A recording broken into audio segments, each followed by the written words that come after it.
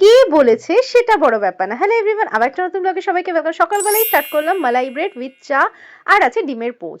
আর এই একটা জিনিসে আমার একদমই না নেই, মানে আমাকে সকাল বিকাল রাতে 3 টাইম দিয়ে দাও, আমার কোনো না নেই। মানে আজকে ডিমের পোচ দিয়ে একটা গ্রেভি টাইপের বানাচ্ছি আলু সয়াবিন দিয়ে।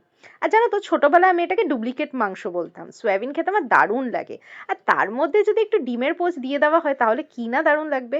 ওই যেরকম নর্মাল ডিম রান্না করি কিংবা সয়াবিন রান্না করি, আদা রসুন কাঁচা লঙ্কা আর তোমার শুকনো লঙ্কা বেটে নিয়েছিলাম, আর নামানোর আগে একটু ধনেপাতা কুচি দিয়েছিলাম। আচ্ছা, আজ বানাচ্ছি মরিচ ফুলকপি। দেখো, আদা কাঁচা লঙ্কা আর গোলমরিচটাকে বেটে নিলাম, প্রথমে চিংড়ি মাছটাকে ভেজে নিলাম, এরপরে আলু ফুলকপিটাকে লাল করে ভেজে নিয়ে একটুখানি হলুদ গুঁড়ো দিয়েছিলাম আর একটু ফেটানো দই দিয়ে দিয়েছিলাম, দিয়ে চিংড়ি মাছ ভেজে রাখা, খুবই সিম্পল, পরিমাণ মতন জল, ফুটে এলে একটু কসুরি মেথি আর বাটার দিয়ে নামিয়ে দিতে হবে। তো এই আজকে সিম্পল মেনু, দেখেই নিলে দুটোই কিন্তু খেতে অসাধারণ হয়েছিল। আর সঙ্গে টক দই আর গন্ধরাজ লেবু ছিল, তো ভাত দিয়ে তো একদম জমে গেছিল। আর এই যে আমি এটা বলছিলাম, দাঁড়াও, তার আগে খেয়ে নিয়েছিলাম এই তোমার হচ্ছে চকলেট একটা মিষ্টি ছিল আর একটা ক্ষীরের গজা, যেগুলো ভীষণই ফেভারিট। আজকে চা আর খাওয়া হয়নি। তো এইটার কথা আমি বলছিলাম, কে মহান ব্যক্তি বলেছে সেটা আমার জানা নেই, কিন্তু মনকে একদমই কষ্ট দিতে নেই, তাই আমার রাত্রিবেলা হঠাৎ করে ইচ্ছা হলো রুমালি রুটি আর চিলি চিকেন খাবো।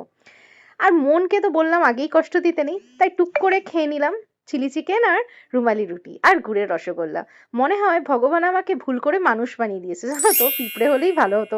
কেন কি গুড় খেতে আমি এতটাই পছন্দ করি। তারপরে অ্যাজ ইউজুয়াল টিভি দেখে নিলাম, আর মুভিটা খুবই ভালো। মুভিটার নাম যদি জেনে থাকো অবশ্যই কমেন্টে জানিও।